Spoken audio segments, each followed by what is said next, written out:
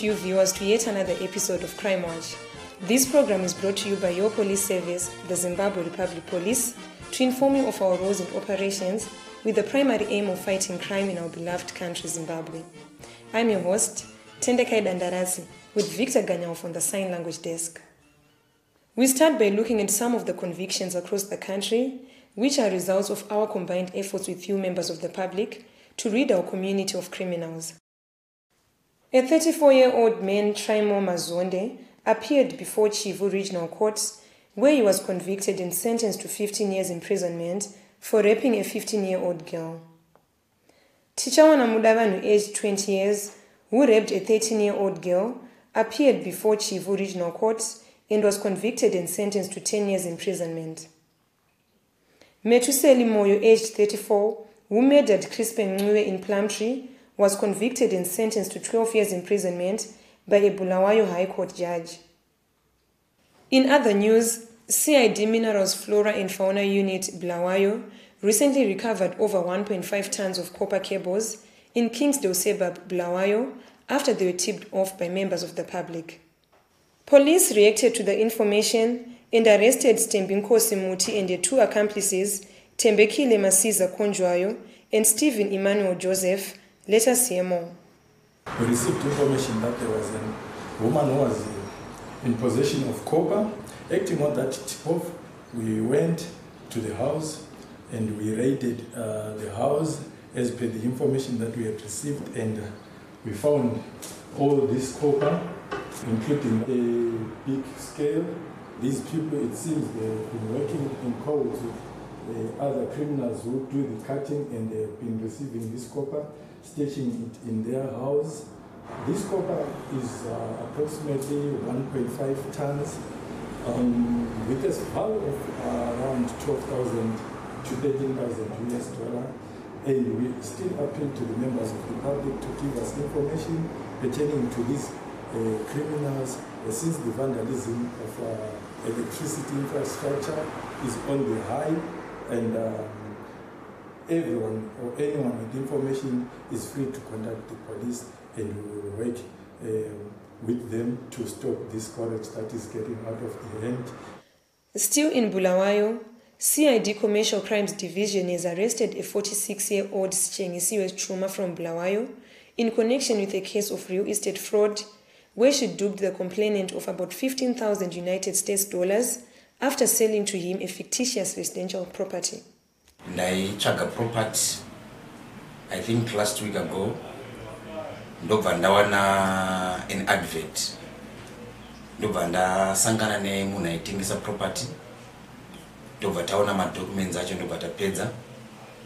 Saka tawirirana, we managed to agree kuti ndibhadhare deposit. Saka takawirirana ndikabhadhara deposit ye 180,000 rands plus 3,000 US dollars, which was equivalent to 15,000 US dollars. Then we agreed kuti balance yacho ndofana kuibhadhara in 30 days. So after we have made that deal, I had to come back from where I'm staying, and I phoned the lady to meet again so that we can finish the deal. Saka, during the process of finishing the deal, holding the idea of the lady, we had some questions that rose on that moment. From there, we started tracing things. We had to approach the police. The suspect was in possession of a fake ID bearing the particulars of the original owner, purportedly approached an instant agent selling the said property. She had acquired title deeds to the property after she pretended to be the owner at the deeds office. What the accused person did was that they did some research in respect of the house that they intended to sell. So meaning they actually went to the deeds office and they got the relevant information that they wanted. From the information that we've gathered so far, they applied for lost title deeds, and through that process, that's when they picked all the information that they wanted in respect of the house in question. When they got that information, they then manufactured this ID it's probably a lost ID. And when they picked the lost ID, they deleted all the information that was on all the particulars that was on this ID. Then they printed the new information in respect of the owner of the house that they targeted to sell and pretended as if they are the real owners of the house. As you can see, I'm actually removing this. They erased all the information that was on this ID, and they simply pasted this particular plastic laminate on top of this ID so that it appears original, which they then used to dupe the innocent buyer. Members of the public must thoroughly check particulars submitted to them by checking whether information at the back of the ID matches that in the front. We take a short break. Join us shortly.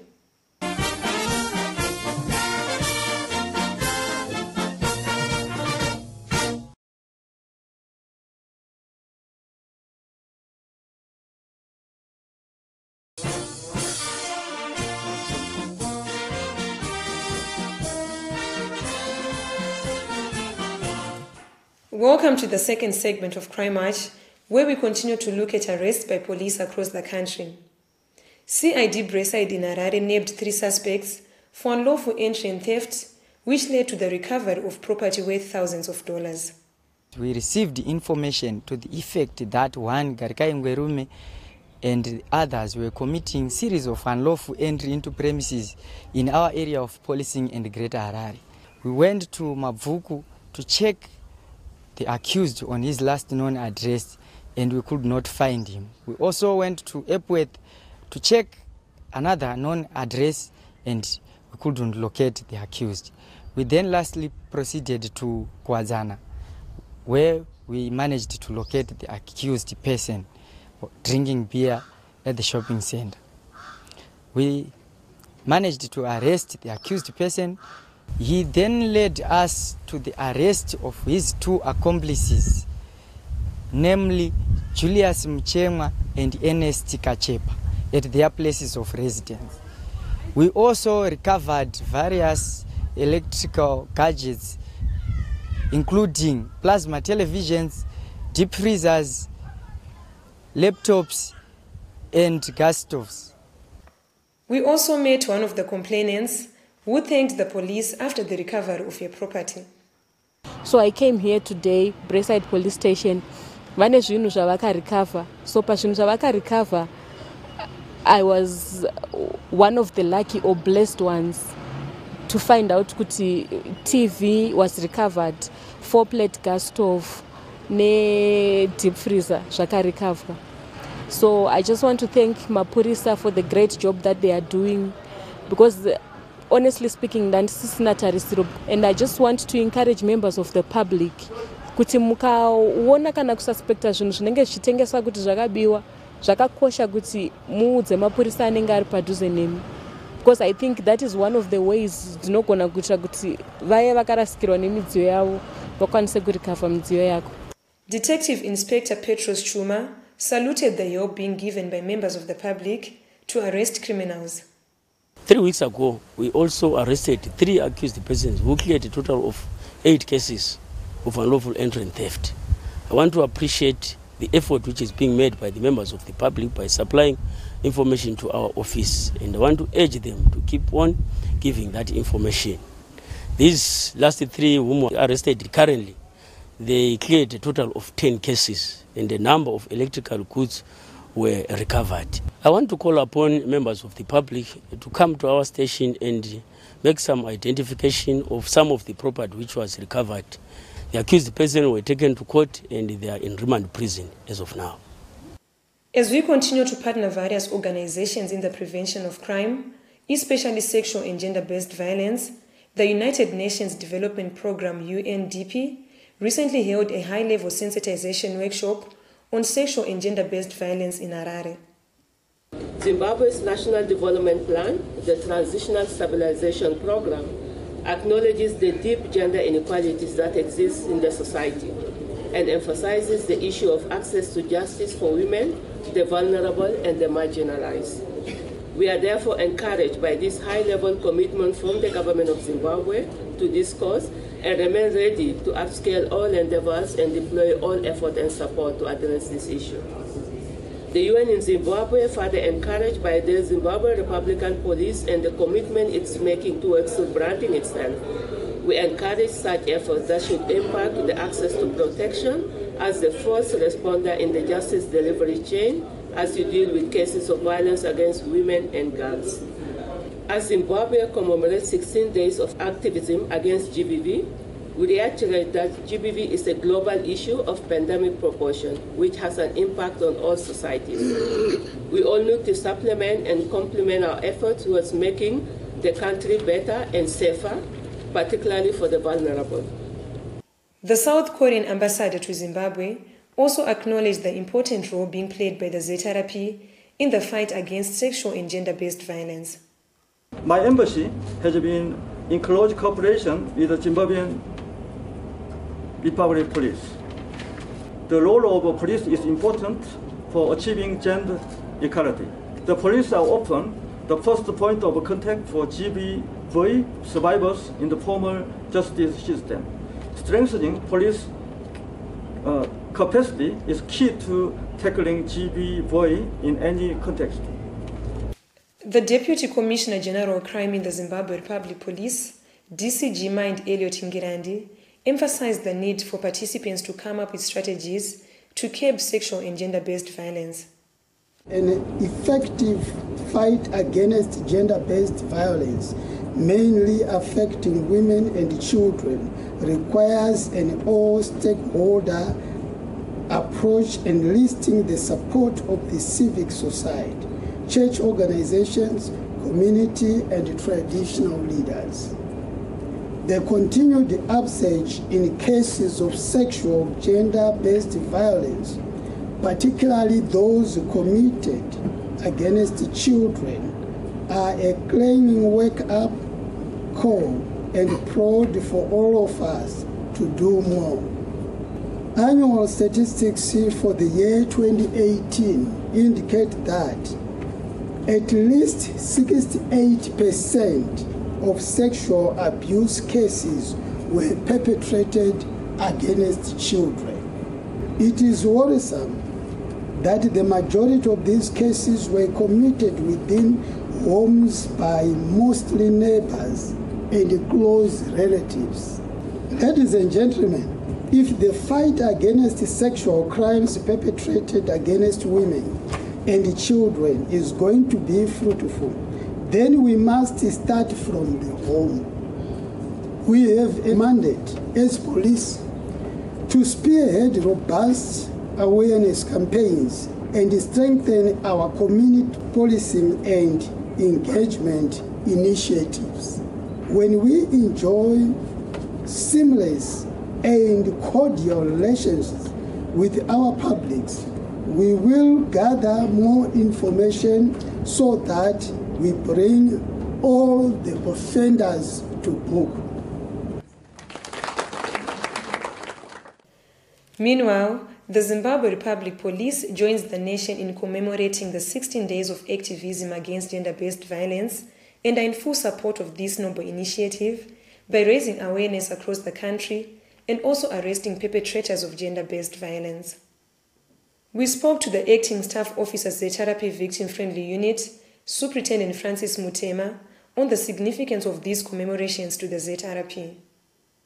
Once again, this is the time of the year where we raise awareness on gender-based violence and commemorate the 16 days of activism against gender-based violence that runs from the 25th of November to the 10th of December.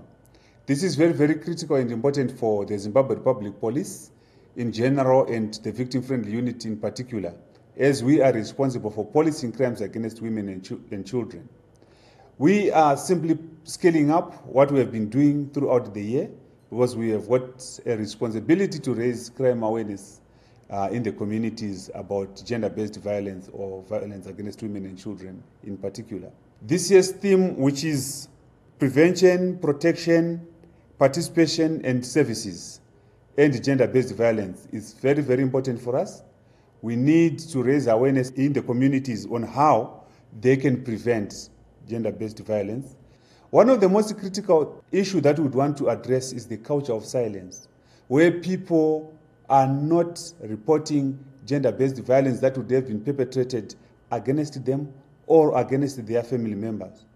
That culture of silence actually perpetuates and promotes the commission of gender-based violence in the communities, because the perpetrators, one of the strongest weapons that they use is silence. Either they can bribe, either they can threaten, or they can interfere with the survivors, and at the end of the day, they are not prosecuted.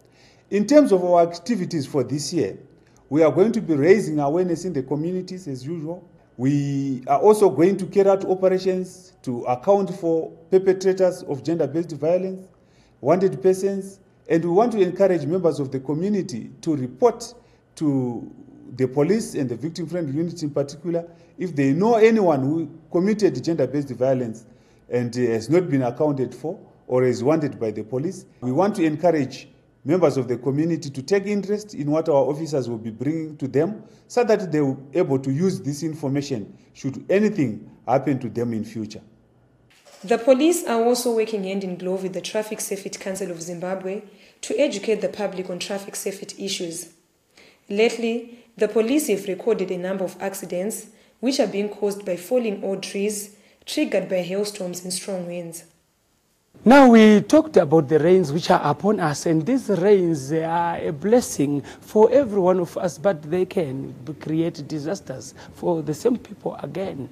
Some trees which fell on parked vehicles in Harare left everyone wondering whether we need a rocket scientist to tell us that some trees are old enough to be cut. So far, we are being reactive. We need to be proactive as members of the Second Republic of Zimbabwe. Proactive means that we look beyond the obvious. What is it that can be done before danger comes or before danger affects our people? This is the standard accident prevention formula. You recognize the hazard before the hazard has happened, understand the defense, what is it that should be done, and act in time. So we're calling upon authorities across our cities to be able to champion this and lead the campaign against such old trees, which then must be removed from along the streets. It's so sad, in Harare alone we have lost lives. Property, you might have insurance and have your cover for that property, but you cannot insure the life of a human being. Those 2-3 who were in a combi at Mbare and lost their lives. Also, as we speak against such disasters, you shall find some people with the guts to drive through flooded rivers and bridges. And you wonder, what is happening upstairs? Are we normal? We must not have driver. It doesn't make you and me a hero. You have to be very careful and make sure passengers advise your drivers against driving flooded rivers and bridges. That will save the day. We will be back for the third and final segment. Please don't go away.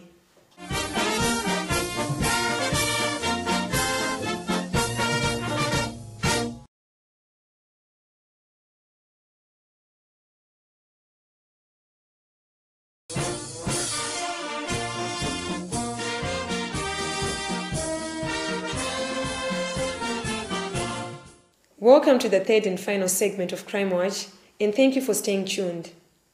The Zimbabwe Republic Police and the National Peace and Reconciliation Commission held a dialogue and exchange workshop to build stronger collaboration mechanisms between the two organizations. The dialogue was meant for peace building, healing, reconciliation and social cohesion as mandated to the National Peace and Reconciliation Commission in Section 252 of the Constitution of Zimbabwe. It was officially opened by the Commissioner General of Police, Tandavantu Godwin Matanga, who said the two organizations coexist to promote peace in the country. As brothers and sisters, let us have an in-depth knowledge about each other's mandate and purpose of existence. This strengthens our efforts to build a better and peaceful nation. No organization can operate as an island. We all need one another in order to produce tangible results. I would like to thank the National Peace and Reconciliation Commission for proposing this workshop. It is my wish that this meeting will continue to strengthen the ties between our two organizations. The coming up together of the two organizations is expected to go a long way in maintaining peace in the society. Our constitution provides that institutions must collaborate. So we believe that the ZRP has a role, especially in providing security to the Commission, as well as providing security to its resources like buildings and equipment. But more so, the ZRP is going to be assisting us in our campaigns. They have their press and public relations. We want to promote peace jointly. Not only that, but I'm sure you all also know that their law and order, CID law and order, is the one that does the investigations during protests like electoral violence. And we believe that as a commission, such investigations, if they are done in collaboration with the National Peace and Reconciliation Commission, there will be consideration to the purposes for which the investigations are done, which is to make sure that people coexist peacefully. As we come to the end of this week's episode, we would like to highlight some of the people on the police wanted list. If you have any information that may help to locate them, please contact any nearest police station or contact us on the details appearing on your screen. Wanda Mauni, aged 41 years, whose last known address is number 16 Munyanyi Street, Rimuka Kadoma, is wanted by Borodo Police Station for armed robbery. Tawanda Chavunduka, aged 39 years, is wanted by Milton Park Police Station for a case of armed robbery. His last known address is 1534 Crow Hill View, Borodale, Harare. Tauya Makore, aged 27 years, is wanted by Chatsworth Police Station for a case of rape. His last known address was Boss Homestead, Makaure Business Center, Chatsworth. We have come to the end of today's program, and it was a pleasure. As I sign off, do remember that peace begins with me, peace begins with you, peace begins with all of us. Let us all shun gender-based violence. Until we meet again next time, peace.